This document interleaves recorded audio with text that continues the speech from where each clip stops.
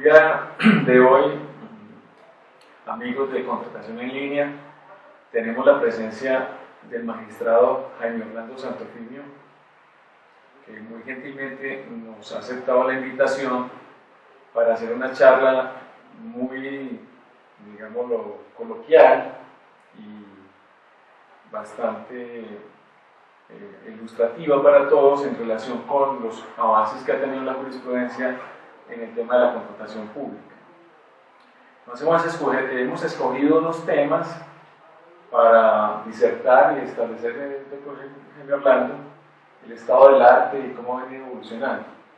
Quisiera que empezáramos por el tema de el régimen aplicable a las entidades públicas que se basan en el régimen privado y no por la contratación estatal, y sobre las sentencias que han venido saliendo sobre la aplicación o no de un régimen exorbitante para este tipo de entidades. A ver qué nos puede decir sobre ese particular. Bueno, este es un tema de una importancia enorme en la contratación pública colombiana, no solamente colombiana, porque veía precisamente hace unos días que en la reforma a la ley de contratación pública española, el gran debate es cuándo se aplica el derecho privado, cuándo se aplica el derecho público a los contratos y cuál sería el derecho público aplicable.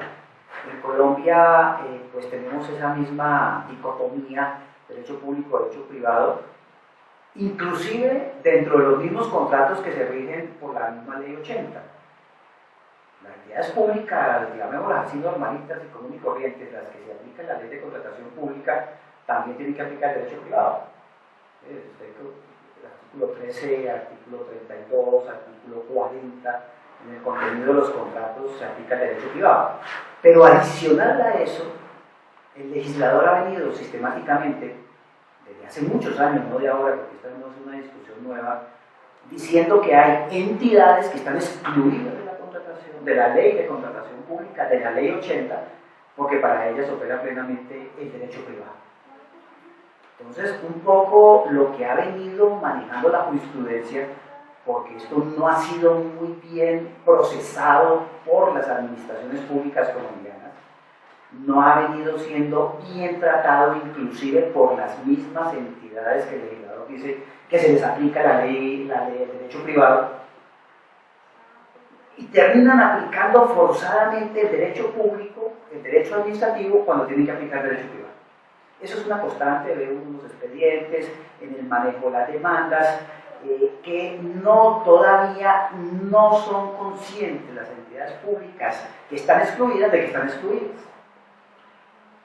En algunos pronunciamientos, porque esto tiene dificultades enormes en razón de las pretensiones, en razón de las normas aplicables al contrato, en virtud de que muchas de estas entidades han dictado reglamentos de contratación o estatutos de contratación. De que acoger reglamentos internos, claro, supuestamente el régimen sancionatorio, el régimen exorbitante, y acogerlo como si fuese aplicable la entidad. Claro, entonces, ¿qué dicen? Sí, aplica el derecho privado. ¿Y cuál es el derecho privado? El que yo voy a dictar en mi reglamento de contratación, y mi reglamento de contratación reproduce la ley de contratación pública. Entonces ahí viene la primera gran... el problema del conflicto. Claro, el problema del conflicto es que no entienden qué es el derecho privado.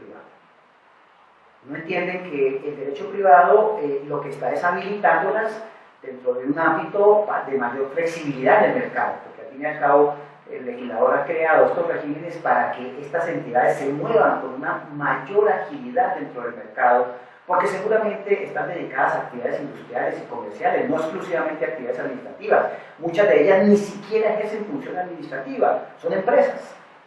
Y por lo tanto, obviamente, ponerlas a contratar por el régimen de contratación pública, pues sencillamente es establecerles talanqueras que evitan que puedan concurrir al mercado a la misma velocidad que lo hacen particular. Entonces, por eso se les habilita de esa forma. Por eso existe, por ejemplo, el artículo 14 de la ley 1150. Por eso existen regímenes especiales para las entidades de servicios públicos. Por eso existen regímenes concretos y específicos para algunas entidades públicas estatales que son esencialmente empresas industriales y comerciales. Entonces, hay que entenderlo en esa dirección. Y si le dan el derecho privado, que es el mismo derecho de los particulares, pues es para que elaboren sus contratos con la misma dinámica que el particular la elabora. Es decir, no están sujetas a un régimen legal, sino que el contrato se va a regir esencialmente por lo pactado. por lo acordado entre las Por el partes. tema de la autonomía, de la voluntad para establecer reglas y pautas. La autonomía negocial, la posibilidad de estructurar el negocio. La entidad hace el negocio, sale al mercado, procura sus bienes y servicios en igualdad de condiciones, diciéndole a las partes cómo quiere contratar, y pacta y produce sus cláusulas. Entonces, todo lo que, la pregunta que tú me hacías, todo el régimen, por ejemplo, de exorbitancia, que deviene de la ley, en el caso de los contratos públicos, que deviene por la ley 80, pues sencillamente no opera con las mismas características de la ley, no hay una ley para estas entidades, no las vincula la ley de contratación pública porque es para otras entidades, por el elemental principio de legalidad no les aplica, y por lo tanto ellas son las que tienen que prever en sus cláusulas, básicamente ahí serían cláusulas accidentales tendientes a hacer viable el negocio, de qué manera van a controlar, de qué manera negocian la posibilidad de terminaciones, qué figuras pueden utilizar similares a las multas. Pero de ahí hasta ir actos administrativos, en aplicación de ese régimen de exorbitancia eventual, o de esas cláusulas, sería un aspecto que no podría realizarse en este tipo A de ver, contratos. ese es un punto muy interesante en la discusión.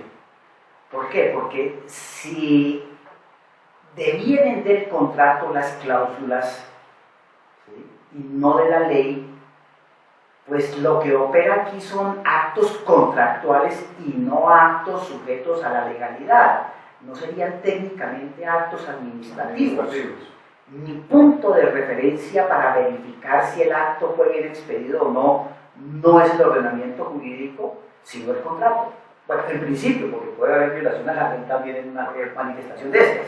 Pero en principio mi punto de referencia es incluido los presupuestos del contrato. Pero siempre y cuando no sean cláusulas abusivas, Claro. en la relación que debe ser una relación estable y conmutativa en términos de obligaciones y Claro, derechos, aplicar los principios. y aplicar los principios contractuales en esa medida. Si fuese abusivos, ahí sí la cláusula se Yo creo que la gran eficaz. limitante a la actividad privada está en el abuso del derecho.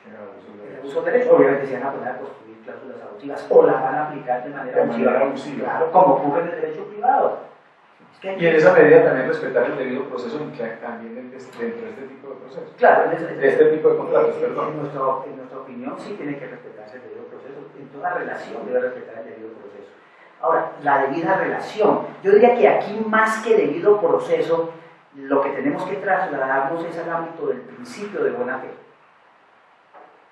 Porque si yo voy a activar una cláusula evidentemente pactada, por ejemplo, una terminación, una liquidación, tengo que hacerlo sumido sobre la base de buena fe. Y la buena fe implica que por lo menos le avise, que por lo menos le dé oportunidad de decir si estoy bien o estoy mal, que por lo menos le dé la oportunidad de controvertir. Eso es lealtad de las partes dentro del proceso. Eso es una extensión bien importante del principio de buena fe. El debido proceso es buena fe. Pero me parece que operarían plenamente todos los desarrollos de la jurisprudencia civil en cuanto a las relaciones de buena fe. Muy bien. Yo creo que con eso se esquematiza más o menos cómo está el planteamiento en ese régimen privado y el abuso que se había venido presentando o se presenta en algunas entidades en el uso del régimen de exorbitancia y cómo se permitiría un clausulado siempre y cuando derive del contrato sin abusar, porque los contratos privados realmente sí es posible ponerles mecanismos de terminación o mecanismos de sanciones. De pronto la gran diferencia estaría en que no se puede hacer de manera unilateral la aplicación, porque no se puede aplicar el poder exorbitante a través de actos administrativos, sino que en el caso de divergencias, pues obviamente hay que incurrir ante el juez del contrato. Depende cómo esté pactada la cláusula, ¿no? Porque pueden existir cláusulas, pienso, especulo, no estoy aquí estableciendo reglas que digan que se entenderá que si una de las partes incumple tales obligaciones del contrato se entenderá terminado, por ejemplo. El contrato de manera Sí, general. y ya si la otra parte considera que está mal terminado, pues tendrá que ir al juez a que el juez La terminación se dio en condiciones que no eran las derivadas del cumplimiento de las obligaciones del contrato. Exactamente, dice que estoy en una discusión esencialmente contractual. Y el tema de las multas, por ejemplo, que las multas se pueden en los contratos privados, con Claro. cláusulas peculiares. Es que la posibilidad la forma de cobro. Ese es otro problema, es la forma de cobro. pero si las partes acuerdan formar en el derecho privado, se pueden haber descuentos unilaterales. También. Es decir, hay miles de formas de creatividad para poder tomar una decisión, no necesariamente basados en poder exorbitante. Salvo que existan, claro, salvo que existan algunos escenarios propios del desarrollo del contrato que sería, por ejemplo, en el caso de las entidades de servicios públicos, cláusulas de excepción que sean autorizadas por las comisiones, donde todo eventualmente hay que aplicar el derecho público. O en algunos otros eventos, por ejemplo, cuando se trata de casos referentes a garantías, donde pues ahí puede... que no devienen propiamente de la ley de ese régimen de exorbitancia del régimen de contratación estatal, sino que devienen de la libre condición de las partes, de la voluntad de las mismas para establecer unas cláusulas, de tal manera que el contrato sí sea efectivo y se logre su desarrollo en las condiciones deseadas. Sí, exactamente. Bajo conceptos de buena fe y de velocidad del mercado. Y respetando cuando se aplique en el debido proceso, siempre que se aplique la buena fe y el debido proceso. Que cuando tú me hablas de debido proceso, yo diría que exista lealtad entre las partes. Lealtad entre las partes. Muy bien, entonces en esa medida también se debería de hacer el análisis de esos famosos reglamentos contractuales que las entidades son obligadas a repetir, asumiendo, habría que hacer un replanteamiento, una revisión, una recomendación de revisión de todos los estatutos que generan realmente es parte del origen del problema. Pues claro. Los reglamentos que tienen las entidades de un régimen que ya no es aplicable.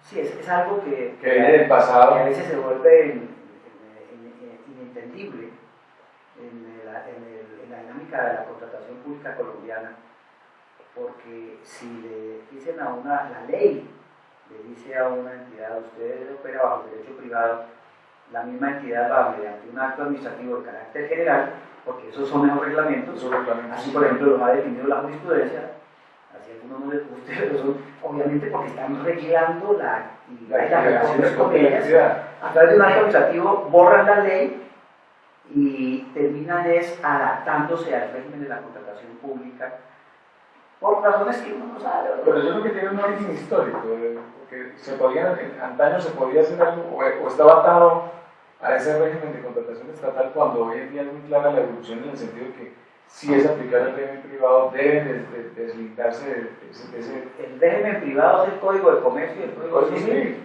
Y bajo la libre autonomía de las partes para la creatividad, siempre y cuando no sean cláusulas abusivas, no se viole no sea de objeto ilícito, todas las condiciones que se establecen en el régimen de los principios de los contratos privados. Claro. Muy bien, doctor Jaime Hernando, pasemos a un segundo tema para nuestra audiencia de contratación en línea. Creo que es interesante también escuchar el desarrollo jurisprudencial sobre el tema de los actos contractuales durante la ejecución de un contrato. Digamos que hay una discusión que se presenta en el medio de si esos actos contractuales que se van dando durante la ejecución del contrato son actos administrativos que es necesario demandar, o si en ese mecanismo yo puedo guardar silencio e irme solamente al final del contrato y ir a reclamar todas las vicisitudes que se generan durante la ejecución del contrato, y que por lo tanto bajo esos principios de buena fe, etcétera, el contratista no puede guardar silencio, sino que a medida que se van presentando los problemas debe manifestarlos, y cuál es la naturaleza jurídica de esos actos que se van presentando también en la discusión.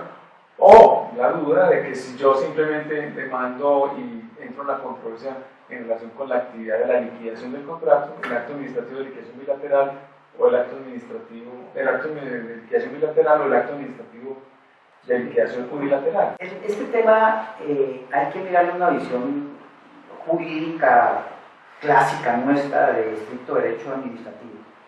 Si tú haces una reclamación durante la ejecución del contrato, se la ha formulado la administración oportunamente, la administración te respondió, te la negó o te la aceptó, cualquiera de las dos, pues sencillamente está tomando una decisión, resolviéndote tu inquietud, resolviendo tu petición o resolviendo tu derecho, creándote una situación jurídica dentro de la ejecución del contrato. ¿Qué es lo que tengo que hacer cuando tengo un acto administrativo adoptado por una administración si no lo comparto? Impugnarlo inmediatamente. Tengo unos términos. 5 días tenía en la 01, 10 días tengo en la 1437. Luego, si me produjo una decisión en el intercontractual que no me satisface, la impugno para poder controvertirla directamente. Ahora, ahí cabrían simplemente recursos de reposición, que no son obligatorios, ¿sí? Y de ahí, ¿qué tendría yo? Que demandar ante la jurisdicción. Salvo el tema si la decisión la asumió la interventoría. Había que mirar. Si la decisión la asume la interventoría. No, ese es otro problema. Pero entonces te termino de explicar este que es más importante. La interventoría tiene otro escenario. Okay. Sí. Aquí se tomó la decisión y te resolvieron tu petición, punto. No estoy de acuerdo, tengo que reponerla. Y si no la repongo, tengo que saber cuántos es el término que la ley me da para acudir a la jurisdicción contenciosa. No existe una norma en la ley de contratación ni en la 1437 cuando habla de los requisitos de procedibilidad o que habla de las caducidades que diga que todas esas decisiones que se adoptan durante el intercontractual, ¿sí?, se pueden impugnar administrativamente tan solo cuando se termine la liquidación del contrato. Ni mucho menos hay otra disposición que diga que tan solo puedo acudir a la jurisdicción cuando se termine la ejecución del contrato. O sea, son actos administrativos. Si tomaron decisión, si nos vamos al concepto de acto y reúne plenamente el carácter decisorios y me crean situación jurídica, pues tienes que aplicarle el procedimiento normal de un acto.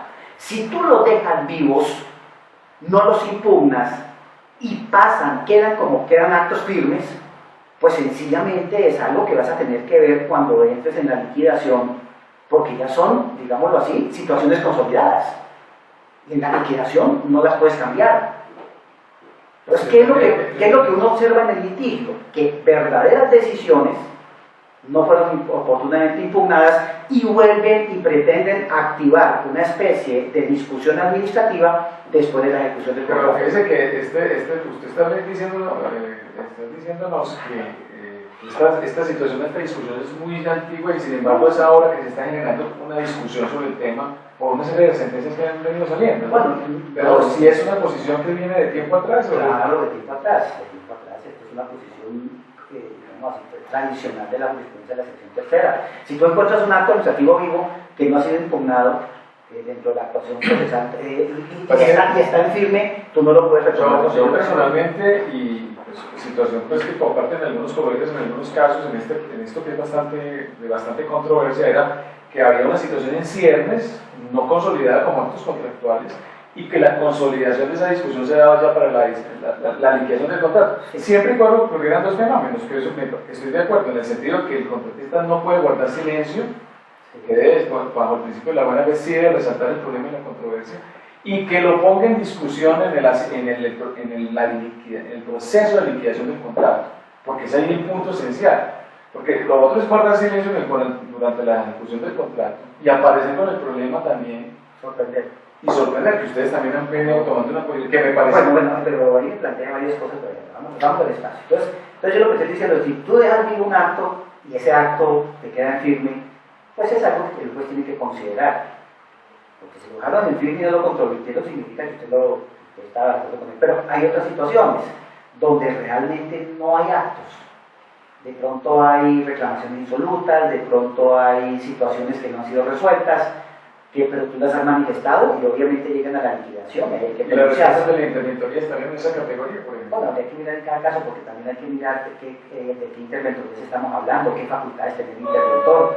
Si estaba reemplazando no la administración, o si era un interventor interno era un funcionario público o era un interventor contratado. Entonces hay que mirar también el contrato del interventor a ver qué facultades le habían dado.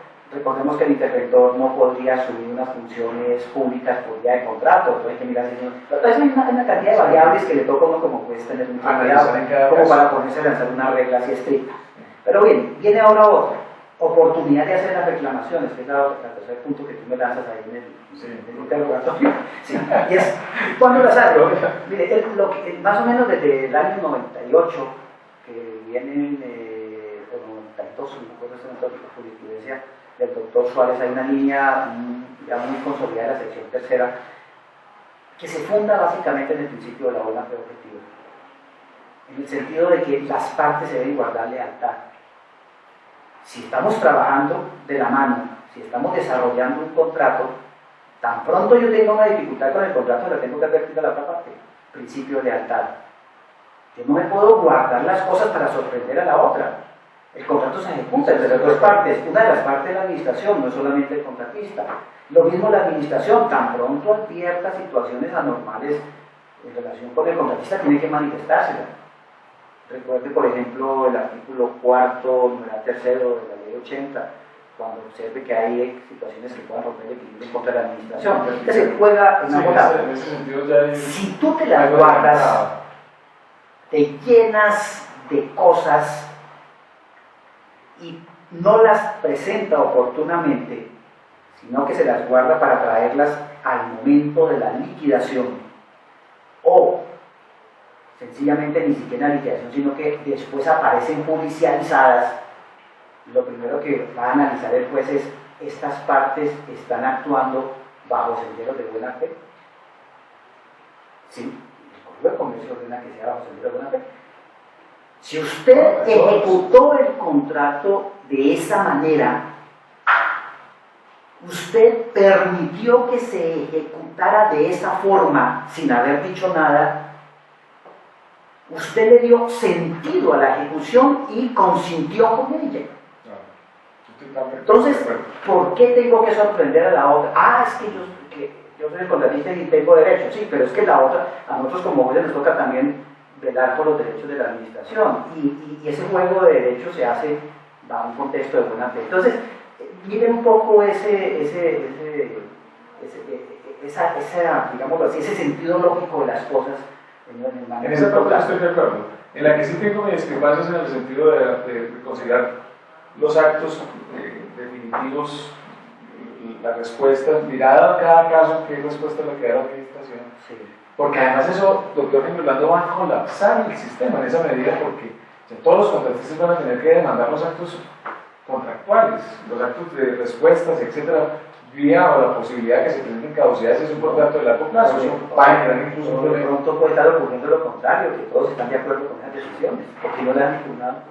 Pero van a tener que empezar a impugnarlo o tienen que empezar a impugnarlo. No, ahí implicaría, según esa posición, implicaría un cambio legislativo, esa posibilidad. Bueno, sí, porque ya es comprometer al juez en crear normas, y eso es una tema práctico. Que el legislador, pues, cuando hagan estas reformas anunciadas a la ley 80, creen unos procedimientos administrativos especiales para la ejecución de los contratos y le digan al juez, mire, o le digan a las partes cuándo es que tienen que impugnar, cuándo no tienen que impugnar, o si en este momento si en este momento estaríamos aplicando las normas generales de la 1437 y tenemos que actuar de esa manera. Bueno, pasamos a un tercer tema, doctor Henry Orlando, que es interesante, pienso yo también dentro de los que escogimos, que es el tema que ya está muy decantado, de pronto a ustedes no le agrade mucho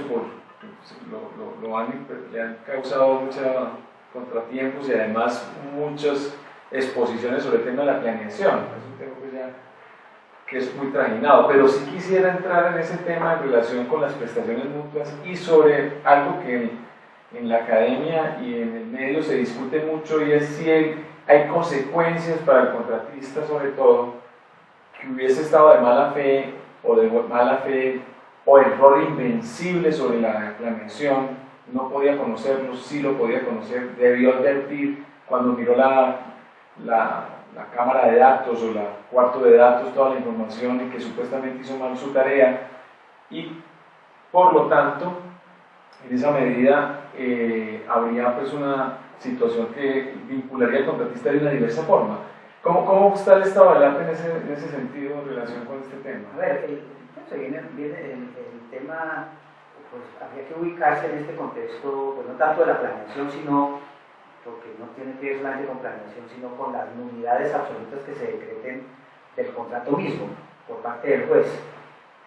Si hay una nulidad absoluta de un contrato, y eso no viene del derecho contractual del Estado, eso hace parte de las bases generales del derecho civil, la consecuencia de la nulidad absoluta no puede ser otra que el de la improcedencia de pretensiones subjetivas y el de el paso inmediato a la terminación del negocio y a las restituciones mutuas. ¿Sí? Eso es lo que es la consecuencia. Ahí ya no habría lugar a otro pronunciamiento diferente, sino prestaciones mutuas. Y las prestaciones mutuas, pues hay que mirarlas como están reguladas en el Código Civil, o si se trata de un contrato estatal, compaginadas con el artículo 48 de la Ley 80. Y evidentemente hay que mirar cuál fue la posición del contratista del Estado. Si fue un contratista que estuvo en corrupción, estuvo en actividad dolosa, etc. Hay una sanción evidente. No es una expropiación, porque la ley no expropia, la ley dice páguele lo que el neto de lo que le corresponde. Lo que probar que sí efectivamente realizó. En ese claro. sentido sí se está reconociendo, Claro. o sí se reconocería una indemnización. No, indemnización, no. sino una restitución mutua Claro. frente a un. ¿Qué es restitución un gasto? mutua? Es como la nulidad tiene efectos hacia atrás en materia de negocio del Estado, pues sencillamente hay que retrotraer las cosas a un punto como si no hubiera pasado nada. Y eso implica devolvernos lo que tenemos que devolvernos. Lo que pasa es que no le voy a hacer reconocimientos adicionales si usted incurrió también, señor contratista, en ciertas conductas que el ordenamiento califica como. Pero por ejemplo, si tiene un material en acopio que no utilizó, si tiene una maquinaria o un ensamblaje, una maquinaria, cosas como esa. No, habría que mirar en cada caso concreto porque no puede uno especular. Yo te lo planteo de manera general. Sí, de manera general es que lo único procedente después de una declaratoria de nulidad es la restitución. Pero si hay una diferencia en que el contratista, por ejemplo, invencible o muy buena fe, o circunstancias que no le cabría conocer y saber, o que no dependen de su resorte y la falta de planeación, que son estrictamente del resorte de la administración, ese contratista en esas condiciones de buena fe sí tiene que tener una categoría distinta. Pero es que la ley lo está diciendo. Mira el inciso segundo del artículo 48, mira el 125 del Código Civil, y ahí te lo está diciendo. Ahora, yo diría que el tema, más que de una discusión teórica, pues ahí no habría lugar a discusión teórica porque la norma lo dice, el problema es probatorio. Entonces muchas veces la administración no tiene los elementos, la experiencia nos enseña no tiene los elementos para hacer ese tipo de pronunciamientos. Lo lógico en esos casos es que la restitución de mutuas se judicialice, que haya una judicialización donde haya un buen debate probatorio, donde se pueda comprobar realmente cuál fue la posición del contratista en esos casos para mirar si procede o no una restitución mutua amplia o una restitución mutua restringida de acuerdo con el 48 de la Ley 80. Y la aplicación del artículo 44 en relación con la terminación unilateral del contrato. Ese es otro problema. Ese es otro problema, el artículo 45. 45, sí, que establece la posibilidad de liquidación cuando se den algunas de las causales de anulación. De la anulación, correcto. Es 44-45, ¿no? Sí. En ese sentido, en este concepto, en lo que estamos hablando, y si es palpable, evidente todo este drama en relación con la falta de planeación del contrato, daría lugar a la aplicación de ese cláusula. Bueno, hay que mirar que, porque el Consejo de Estado no ha lanzado una regla estricta sobre planeación. Lo que ha dicho es que cuando la planeación sea significativa, determinante, que haga que, por ejemplo, en los casos que hemos fallado, que el contrato se imposibilite su ejecución, como son los casos paradigmáticos que hemos fallado, que sea necesario suspenderlo. Claro, y hemos vinculado la planeación no tanto con la planeación, hemos vinculado la planeación con violación de normas imperativas, violación del orden público del Estado, la necesidad de que no exista improvisación y eso se materialice. Entonces, no es tanto de que le faltó algo a la planeación y no haya nulidad absoluta o que hay que darlo por terminado, porque hay cosas que eventualmente pueden ser fallas de los mismos pliegos, etc. Una importancia realmente claro, que colapse o impacte en algunos casos la jurisprudencia lo que ha dicho es hace imposible la ejecución del contrato y de hecho ha procedido cuando ha hecho imposible la ejecución del contrato. Entonces casos significativos como esos pues se vinculan con norma imperativa y va la nulidad del contrato por norma imperativa y las consecuencias pues serán las mismas, ¿no? Nulidad. Lo que sí tiene que quedar claro de pronto en este tema de discusión es que las nulidades absolutas el juez las decreta cuando es competente para conocer del proceso contractual. Cuando es juez del contrato, no se pronuncia sobre las pretensiones subjetivas y se pronuncia únicamente si advierte la existencia de la nulidad, se pronuncia sobre la nulidad y ordena la restitución. Bueno, por último vamos a tratar un tema también muy interesante y de controversia también en la contratación estatal, que es en la etapa precontractual el proceso licitatorio, que es el de la subsanabilidad de las ofertas y de las propuestas, que también ha habido un desarrollo jurisprudencial. Uno entiende que ese tema en concreto es de bastante casuístico, es decir, cada caso con el tema probatorio y cada circunstancia es muy diferente y por lo tanto es complicado establecer como unas reglas objetivas en esa medida, pero sí había un desarrollo interesante que ustedes recopilaron unas reglas para aplicar la subsanabilidad en el proceso y quisiera que planteáramos la discusión en qué medida se puede y hasta cuándo se otorga como derecho al contratista la posibilidad de subsanar y también como obligación de la administración tener que exigirla hasta determinado momento. ¿Cómo planteamos eso? A ver, este es un tema que pues, durante la vigencia inicial de la Ley 80 aparecía el tema para algunas cosas muy particulares, muy excepcionales. La Ley 850 lo trae ya un poco más amplio, con unos criterios. Más o menos lo que la jurisprudencia ha venido diseñando es lo siguiente: hace un planteamiento general, dice, mire, aquí estamos en un juego de deberes. El principal deber de todo proponente con la administración es hacer propuestas completas, claras, de acuerdo con los pliegos, ceñidas a las exigencias. ¿Sí? Exactamente. Esa es la regla general. Sin embargo, dice, puede haber errores, porque no somos infalibles. El proceso contractual tampoco es un marco absolutamente cerrado. Entonces, hay que mirar que hay situaciones que, sin alterar lo sustancial, sin desconocer las garantías que tienen que darse a todos los participantes, sin desbalancear la relación, pues puede permitírsele excepcionalmente en determinados casos que establece la ley que subsane. Pero, vuelvo, insisto, sin que entre en la esfera misma del equilibrio natural que debe existir entre todos los proponentes. Entonces, ahí la tenemos.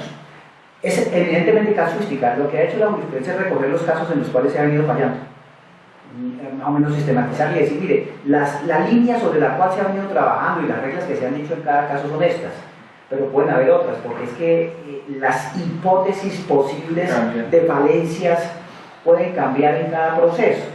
En eso, y hay casos muy delicados donde bajo el concepto o el principio general de que en la medida en que no altere la condición claro, de las ofertas. y sobre todo, de que no altere a los otros, no les vaya a modificar o no les vaya a romper el equilibrio. O romper el equilibrio y darle un puntaje. Eso es lo esencial.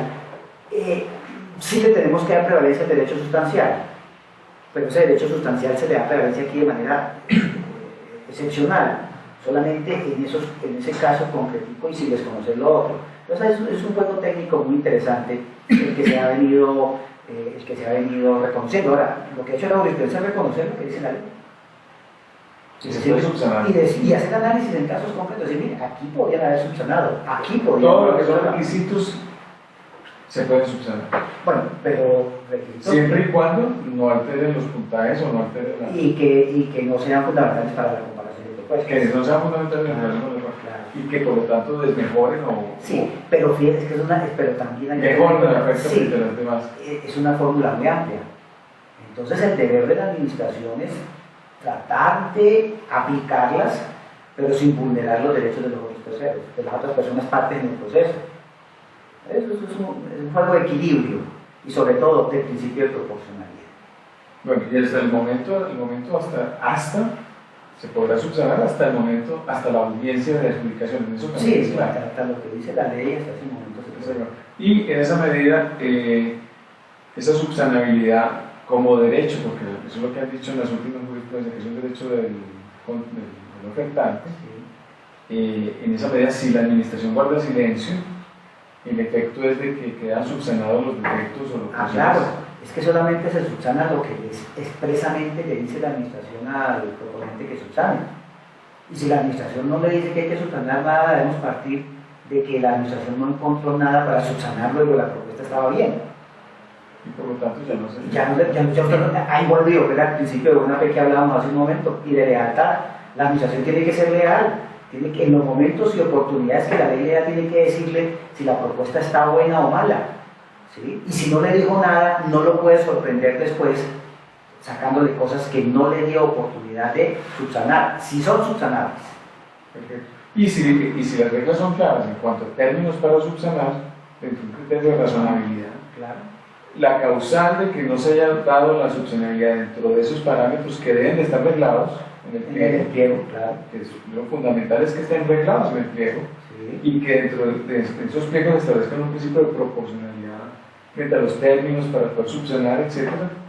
En esa medida, si no se cumplen los parámetros establecidos, habría un derecho ahí sí, o mejor una sanción por el hecho de no subsanar, y la permisibilidad o permitir el rechazo de la oferta. Más que sanción, porque no se está sancionando, No se está sancionando. estamos partiendo de que si no le dijo nada es que no hay nada que corregir. Entonces no hay nada que Y si lo dijo y cumplió las reglas y el contratista, el ofertante no las cumple, bueno. ahí sí el derecho, digamos, de la administración. Bueno, el derecho, a ver, la jurisprudencia ha dicho que es un derecho, obviamente, que opera de manera excepcional, porque el deber es la regla está en el deber, ¿no? El deber de cumplir, a estructurarlo bien. El derecho es a que aquello que esté dentro de las causales se le permita subsanar. No es que el derecho sea a que yo presento cualquier cosa y al otro día voy a subsanarlo. Eso no es así. Entonces, el derecho es ese. Y obviamente tiene que ejercerlo dentro de los términos de la ley y del pliego. Porque el pliego aquí juega un papel muy importante, porque el pliego le va a dar las oportunidades. Indudablemente. Sí. Indudablemente. Y en esa medida, si cumplieron los parámetros del pliego, ahí sí la administración podría dar lugar eventualmente un rechazo de la propuesta. Ahí volvemos a lo mismo. Recuerde que el proceso de selección de contratistas es un procedimiento administrativo especial. Y ahí tendrán que haber oportunidades para poder presentar propuestas, para poder controvertirlas, para poder subsanarlas y para adjudicar. Y el último momento, sí, el acto de adjudicación. En la audiencia, si hay audiencia pues, de adjudicación, hasta el último momento podría surgir el tema. Hasta el momento que diga la ley que es de la que establece que en el caso pues de que ese término es de ley.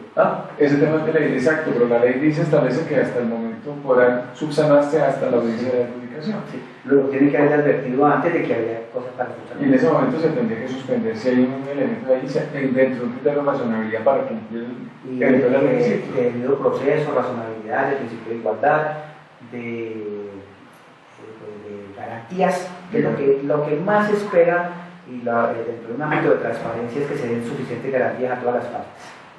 Que no exista desbalanceo de las partes que participan en un proceso de selección. Muy bien, creo que hemos tomado cuatro temas muy interesantes. Muchas gracias, doctor Orlando. Creo que ha habido mucha ilustración a nuestro querido grupo de contratación en línea. Sé que les va a gustar mucho esta charla porque realmente reúne las nuevas discusiones o las discusiones como que más se presentan en el campo de la contratación. Creo que escogimos unos temas interesantes. De todas maneras, si tienen otros temas para hacer charlas de esta naturaleza, bienvenidas las iniciativas para efectos de poner unos temas de discusión próximamente en las próximas charlas. Muchas gracias por su presencia y esperamos tenerlo acá en próximas oportunidades. Muy amable, muchas gracias.